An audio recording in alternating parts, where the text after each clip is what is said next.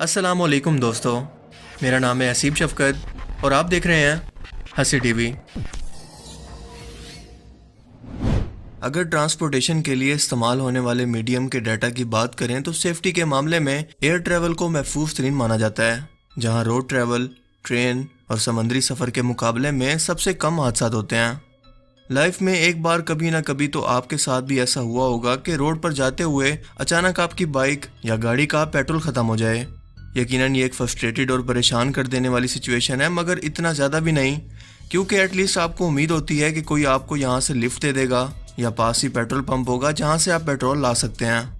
लेकिन जब आसमान में 40,000 फीट ऊंचाई पर आधे रास्ते के अंदर आपके जहाज़ का फ्यूल ख़त्म हो जाए, इसकी पावर सप्लाई ख़त्म होने से आप किसी को इमरजेंसी मैसेज भी ना भेज पाएँ और इस जहाज़ में मौजूद 61 लोगों की ज़िंदगियों का फैसला सिर्फ आपको चंद मिनटों के अंदर करना हो, तो यकीनन अब आपको अपनी ये परेशानी महसूस नहीं हो रही होगी। कुछ ऐसा ही वाक़या हुआ 1983 के अंदर एयर कनाडा फ़्लाइट 143 के साथ। हुआ कुछ यूं कि इस वाक़े से एक दिन पहले ये फ़्लाइट टोरंटो से एडमिंटन गई, जहां पर इसे जहाज़ का रूटीन का चेकअप करवाना था। 23 जुलाई 1983 की सुबह ये जहाज़ यहां से एक बार फिर मॉन्ट्रियल की तरफ रवाना हो गया, जहां पहुंचकर फ़्लाइट मेंबर्स को अपनी ड्यूटी एक्सचेंज करना थी। अब जहाज़ के कप्तान की जगह कैप्टन रॉबर्ट पेयरसन ने ले ली, जिनके पास 15,000 घंटे का फ़्लाइट एक्सपीरियंस था, जो कि एविएशन के अंदर मोस्ट सीनियर लोगों के पास ही होता है। इनके साथ फर्स्ट ऑफिसर थे मेरिस किंटॉल, जिनके पास 7,000 घंटे का फ्लाइट एक्सपीरियंस था। यहाँ पर समझने की बात यह है कि कनाडा इस वक्त अपने पुराने मेजरमेंट सिस्टम यानी कि इंपीरियल सिस्टम को न्यू मैट्रिक सिस्टम के अंदर अपग्रेड कर रहा था।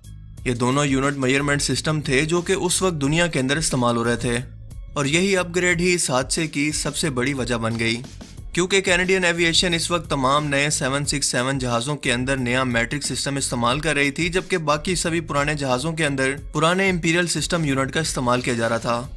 एयर कनाडा फ़्लाइट 143 भी एक नया 767 जहाज़ ही था। इस जहाज़ के अंदर फ्यूल भरने वाली टीम को 22,300 किलोग्राम फ्यूल भरने के लिए कहा गया, इसलिए उन्होंने 20,300 किलोग्राम की जगह 20,300 पाउंड फ्यूल इस जहाज़ के अंदर भर दिया, जो कि सफ़र के लिए बिल्कुल आधा था। यहाँ पर फ्लाइट क्रू की जिम्मेदारी थी कि वो फ्यूल लेवल को चेक करते, मगर उन्होंने ऐसा नहीं किया और बिना चेक किए ही फिलिंग टीम को कंफर्मेशन दे दिया कि सब कुछ ठीक ठाक है।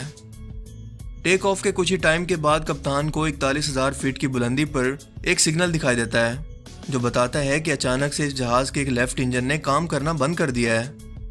ये लोग मॉन्ट्रियल से फ्यूल भरकर वापस एडमिंटन जा रहे थे, मगर लेफ्ट इंजन बंद होते वक्त वो आधे रास्ते के अंदर थे, जिसका मतलब कि इन्हें फ़ौरन इमरजेंसी लैंडिंग करना थी, और वो भी बिना जहाज़ पर मुकम्मल कंट्रोल के। आप जानते हैं कि जहाज़ कोई ऐसी चीज़ तो है नहीं कि रोड पर खड़े हुए जहां भी कोई जगह मिले वहां पर इसे पार्क कर दें। इसके लिए स्पेशल रनवेज की ज़रूरत होती है, जहां पर कोई और चीज़ इसके सामने ना आ सके। इनके सबसे करीब था विनीपेग एयरपोर्ट, जहां पर कैप्टन का ख्याल था कि वो इमरजेंसी लैंडिंग कर सकते हैं। लेकिन लेफ्ट इंजन के बंद होने के कुछ ही टाइम के बाद राइट इंजन भी अचानक बंद हो गया। तब जाकर पायलट को एहसास हुआ कि ये कोई टेक्निकल मसला नहीं, बल्कि जहाज़ का फ्यूल ख़त्म हो चुका है, जिसने इनके होश उड़ाकर रख दिए। 41,000 फीट की बुलंदी और 61 मुसाफिरों के साथ जैसे ही दोनों इंजन बंद हुए, जहाज़ की टरबाइन भी बंद हो गई, जो कि इसके इलेक्ट्रिक सिस्टम को चलाने के लिए इलेक्ट्रिसिटी पैदा करती हैं, जिसका मतलब कि इस जहाज़ का सारा इलेक्ट्रिक सिस्टम और राब्ते के लिए कम्युनिकेशन का सिस्टम भी बंद हो गया। मगर खुशकिस्मती से दोनों टरबाइन हवा की मदद से आहिस्ता आहिस्ता घूम रहे थे, जिससे बहुत कम इलेक्ट्रिसिटी आ रही थी, जो कि सब ऑपरेटिंग मॉनिटर्स को नहीं चला पा रही थी, इसीलिए कुछ मैनुअल सिस्टम ही काम कर रहे थे। इस सूरत हाल में कैप्टन पेयरसन और इनके फर्स्ट ऑफिसर को कुछ ही मिनटों के अंदर वो फैसला करना था जो कि इनकी और इस जहाज़ में बैठे 61 मुसाफिरों की जिंदगी और मौत की वजह बनता। उन्होंने जल्दी से 767 का इमरजेंसी मैनुअल खोला, ये देखने के लिए कि अगर जहाज़ के दोनों इंजन बंद हो जाएं तो इन्हें क्या करना चाहिए। मगर बहुत ढूंढने पर इन्हें पता चला कि इस मैनुअल के अंदर ऐसी कोई कंडीशन है ही नहीं, क्योंकि इससे पहले एविएशन हिस्ट्री के अंदर ऐसा कभी पहले हुआ ही नहीं है। लिहाजा मैनुअल बनाने वाली टीम ने कभी सोचा ही नहीं था कि फ्यूचर के अंदर भी ऐसा कभी हो सकता है। जहाज़ के पायलट पेयरसन ने इमरजेंसी लैंडिंग का फैसला किया, मगर मसला ये था कि लाइट ना होने की वजह से जहाज़ की ऊंचाई बताने वाला और स्पीड बताने वाले इंडिकेटर काम नहीं कर रहे थे। कैप्टन पेयरसन ने अपना पूरा एक्सपीरियंस इस्तेमाल करते हुए 400 किलोमीटर पर घंटा की स्पीड पर इसे नीचे की तरफ ग्लाइड करवाना शुरू किया, कुछ मैनुअल इंस्ट्रूमेंट्स की मदद से और एयर ट्रैफिक कंट्रोल के बताए गए सफर के मुताबिक, जो कि विनीपेग एयरपोर्ट तक था। कैप्टन को अंदाजा हुआ कि वो बहुत तेजी से नीचे की तरफ जाते हुए बहुत ही कम रफ्तार से आगे की तरफ बढ़ रहे हैं। जिसकी वजह से वो एयरपोर्ट पर कभी भी नहीं पहुंच पाएंगे। लेकिन इसी दौरान फर्स्ट ऑफिसर को अपने एक पुराने एयरबेस गिमली की याद आई, जहां पर वो पहले काम कर चुके थे। ये छोटा सा एयरपोर्ट बहुत पास में भी था। सो एयर ट्रैफिक कंट्रोल और कैप्टन पियर्सन ने यह फैसला किया कि शायद वो वहां तक पहुंच सकते हैं। मगर यहाँ पर भी एक मसला था कि किसी को अंदाजा ही नहीं था कि यह जगह एयरपोर्ट से बदलकर अब एक रेसिंग ट्रैक के अंदर बदल चुकी है। और सबसे बढ़कर के इस वक्त ये जगह खाली भी नहीं थी, बल्कि इस पर एक रेस अभी भी ना सिर्फ चल रही थी, बल्कि पूरा का पूरा स्टेडियम लोगों से भरा हुआ था। खुशकिस्मती से रेसिंग ट्रैक का ड्रैग स्ट्रिप यानी जहां पर ड्रैग रेसिंग की जाती है वो जगह खाली थी और कैप्टन ने इसी जगह पर लैंडिंग का फैसला किया। लैंडिंग गियर्स को ग्रेविटी ड्रॉप का इस्तेमाल करके बाहर निकाला गया, लेकिन ये पूरी तरह से बाहर नहीं आए। लेकिन अभी भी किसी भी किस्म की लैंडिंग के लिए इनकी स्पीड बहुत ज़्यादा थी, लेकिन इनके पास कोई दूसरा ऑप्शन भी नहीं था। सबसे ज़्यादा खतरा इस बात का था कि जहाज के दोनों इंजन बंद होने की वजह से ये किसी भी तरह की आवाज़ पैदा नहीं कर रहा था और ना ही इसकी लाइट्स ऑन थी, जो स्टेडियम में बैठे हुए लोगों को ये बता सकती कि कोई जहाज खामोशी से इनकी तरफ बढ़ रहा है। जहाज का नोज व्हील यानी कि अगला पहिया, जो कि ग्रेविटी ड्रॉप की वजह से ठीक से खुल नहीं पाया था, और दूसरा बिजली पैदा करने वाले ब्लेड्स अब जहाज के लैंडिंग के वक्त इसके सीधा होने की वजह से बिल्कुल आहिस्ता हो गए थे। इसीलिए जहाज के स्टीयरिंग सिस्टम को पायलट के लिए कंट्रोल करना बहुत मुश्किल हो गया था। जमीन पर लैंड होते ही सामने का नोज व्हील, जो कि ठीक से नहीं खुला था, कैप्टन के ब्रेक लगाने की वजह से फौरन अंदर चला गया। इस जहाज ने अच्छा खासा बाउंस लिया और दोबारा जमीन से टकराया और बिल्कुल इसी तरह से घसीटता हुआ आगे की तरफ चलता रहा। इस ड्रैग की वजह से प्लेन की स्पीड काफी हद तक कम हो गई।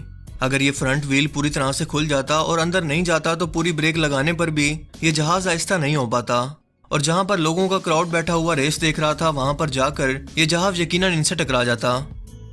कैप्टन ने यह देखकर पिछले ब्रेक भी पूरी तरह से लगाए, जिससे पीछे का ब्रेकिंग सिस्टम टूटकर ये जहाज पीछे की तरफ से भी जमीन से टकराया और फ्रिक्शन से इसकी रफ्तार मजीद कम हो गई और आखिरकार ये जहाज अचानक रुक गया। दोनों इंजन फेल होने और बिना किसी फ्यूल के ये जहाज 17 मिनट के अंदर जमीन पर सही सलामत मौजूद था। खुशकिस्मती से किसी भी मुसाफिर को कोई गहरी चोट नहीं आई थी। कैप्टन पियर्सन को फ्यूल चेक ना करने पर लापरवाही करने पर 6 महीने और फर्स्ट ऑफिसर को 2 हफ्तों के लिए टर्मिनेट कर दिया गया। लेकिन इसके साथ साथ प्लेन को हिफाजत से लैंड करवाने पर आउटस्टैंडिंग एयरमैनशिप की वजह से इन दोनों को अवार्ड भी दिया गया, जिसके बाद भी इन दोनों ने अपना पायलट करियर जारी रखा। जबकि ये प्लेन 767B कुछ मेंटेनेंस के बाद एक बार फिर से एयर कनाडा के अंदर शामिल हो गया और आखिरकार 2008 में 25 साल के बाद इसे रिटायर कर दिया गया। इस प्लेन में मौजूद हर एक मुसाफिर वो 17 मिनट अपनी पूरी जिंदगी में कभी नहीं भूल पाएंगे। लेकिन दोस्तों, क्या आपके साथ भी कभी हवाई जहाज के अंदर कोई ऐसा वाकया पेश आया जो कि आप कभी ना भूल सकते हो? और अगर आप इन मुसाफिरों की जगह होते तो क्या करते? आपकी इस टाइम के अंदर क्या कंडीशन होती? मुझे कमेंट सेक्शन में ज़रूर बताना। मुझे उम्मीद है कि आज की इस वीडियो से आपको बहुत कुछ नया जानने को मिला होगा और ये वीडियो आपको पसंद आया होगा। अगर ये वीडियो आपको अच्छा लगा तो इसे ज़रूर लाइक कीजिए, और अब मैं मिलूंगा आपसे एक ऐसी ही नई इंटरेस्टिंग वीडियो में। तब तक के लिए अपना बहुत सा ख्याल रखिएगा। Thanks for watching this video. अल्लाह हाफिज़।